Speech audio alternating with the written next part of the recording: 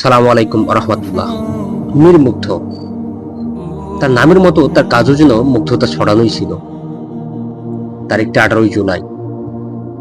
কি মনে পড়ছে? সাধারণ ছাত্র জনতার পাশে থেকে তাদের সাহায্য করছিল, তাদের পানি খাওয়াচ্ছিল, কিন্তু হঠাৎ করে এক ঘাতক বুলেট এসে আঘাত করে তার মাথায়। থাকতে দিল না তাকে আর পৃথিবীতে। মৃত্যুর আগেও ভার্সিটি অঙ্কন একটা কথাই বারবার উচ্চারিত হচ্ছিল, ভাই পানি লাগবে পানি, ভাই পানি লাগবে পানি। কিন্তু হঠাৎ করেই অজান্তেই তার মাথায় এসে আঘাত হানে সেই ঘাতক বুলেট। কেড়ে নেয় তার জীবন।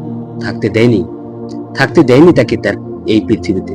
এই নিষ্ঠুর পৃথিবী থেকে পৃথিবীর মায়া কাটিয়ে চলে গেছে পড়ে। কি দোষ ছিল তার? কি অপরাধ ছিল তার? কই, তার তো কোনো দোষ চোখে পড়েনি।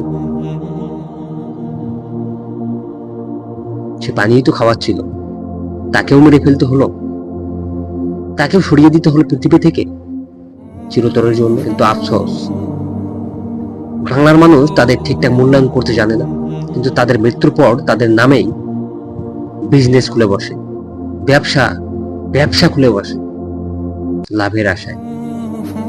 কই, মীর মুগ্ধ তোমার লাভের আশা করেন? মীর মুগ্ধ তো ব্যবসার চিন্তা করেনি, সে তো পানির ব্যবসা করেনি, সে মানুষকে ফ্রি খাওয়িয়েছিল পানি। আর আজকে বিভিন্ন ব্যবসা প্রতিষ্ঠান মীর মুগ্ধর নামে পানির ব্র্যান্ড খুলে বসেছে, মীর মুগ্ধর নামে ব্র্যান্ড খুলে বসেছে, পানির ব্যবসা খুলে বসেছে, পানির ব্যবসা করছে লাভের আশায়। কই, মীর মুগ্ধ তো লাভের আশা করেনি, কিন্তু তাকে চলে যেতে হয়েছে পড়ে, পৃথিবী থেকে চলে যেতে হয়েছে চিরতরে। আপনারা কোন লাভের আশা করছেন? তাকে তো পৃথিবীতে থাকতে দেননি, তাহলে আজ কোন লাভের আশা করছেন আপনারা? তার নামে বিজনেস খুলে বসেছেন। ভণ্ডামি কপটতা বাদ দেন, এই ভণ্ডামি আর বেশি দিন চলবে না।